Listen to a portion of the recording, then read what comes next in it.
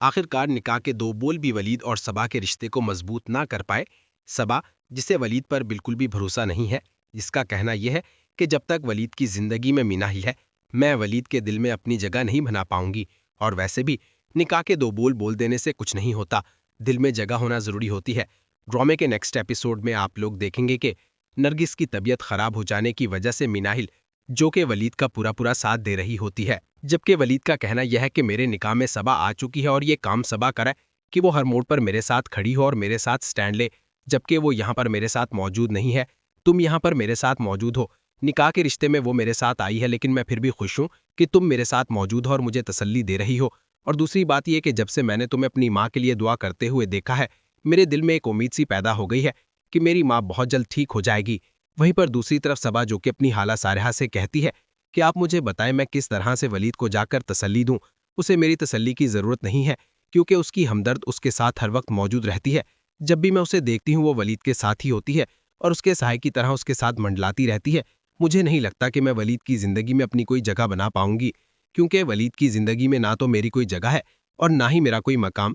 मैं यहाँ से चले जाना चाहती हूँ। जबकि दूसरी तरफ मिनाहिल, जो कि वलीद से कहती है कि मुझे बहुत बुरा लग रहा है कि जहां पर सबा को मौजूद होना चाहिए वहां पर मैं आपके साथ मौजूद हूं। सबा आपकी बीवी है और उसे आपके साथ हर वक्त मौजूद होना चाहिए। इस बात पर वलीद समझाता है मिनाहिल को कि तुम्हें इन बातों के बारे में सोचने की जरूरत नहीं है। वहीं पर दूसरी तरफ हनान, जो कि अब वलीद को ठगने की पूरी तैयारियों में है, कहता है वलीद से कि मैं बहुत ज्यादा परेशान हूं। मेरा फाइनेंसर, जो कि अमेरिका भाग चुका है, मुझे पैसों की जरूरत है। वलीद, जो कि बिला झिझक उसे पैसे देने के लिए तैयार हो जाता है। हनान, जो कि वलीद से कहता है कि मुझे कम से कम 8 से 10 लाख रुपए की जरूरत है, और वलीद बिला झिझक हनान से कहता है कि तुम्हें फिक्र करने की जरूरत नहीं है, मैं तुम्हें पैसे दे दूंगा। वहीं पर हनान जाकर बताता है आरफा से कि किस तरह से उसने वलीद को बेवकूफ बनाकर उससे पैसे हथियाने की भरपूर कोशिश कर ली है। आरफा, जो कि हनान से कहती है कि तुम्हें अब शिवा को अपनी बातों में लेकर उससे शादी कर लेनी चाहिए, वरना अगर उसके सामने हमारा कोई दूसरा भेद खुल गया तो वो भी हमारे हाथों से निकल जाएगी। हनान जाता है और जाकर शिवा से बात करने की कोशिश करता है।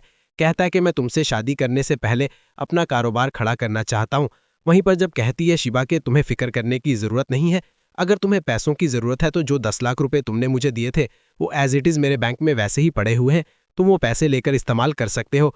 हनान, जो कि शिवा की बेवकूफ़ी पर हंसता है और कहता है कि ये लड़की एक बार फिर से मेरी बातों में आकर बेवकूफ़ बन चुकी है।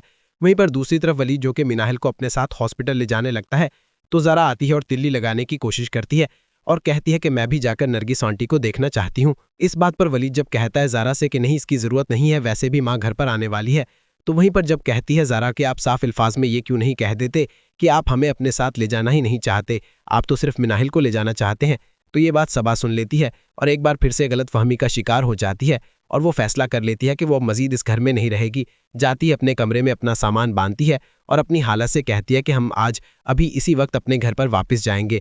जब वो जाने लगते हैं तो माश्ता, जो कि सबा को रुकने की कोशिश करती है लेकिन सबा नहीं रुकती, तो क्या वलीद सबा को छोड़ देगा? ये सोच कर के जो इंसान मेरी मुसीबत में मेरे साथ खड़ा नहीं हो सकता, वो आगे मेरे साथ क्या करेगा? मजीद जानने के लिए देखते रहिए ड्रामा सीरियल पत्थर दिल।